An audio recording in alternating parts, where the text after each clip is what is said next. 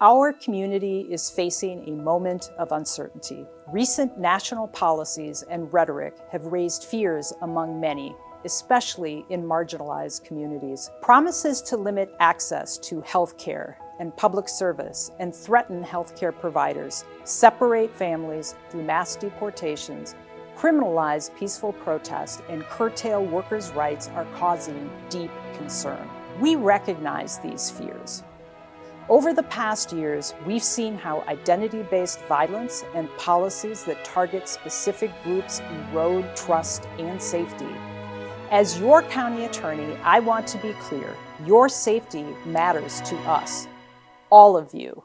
We are committed to upholding the rights of every resident, ensuring equal protection under the law, and addressing threats to our shared sense of security.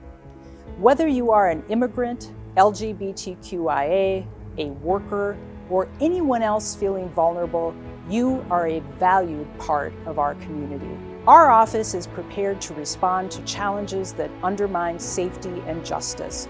Together, we will work to ensure that our county remains a place where everyone can thrive.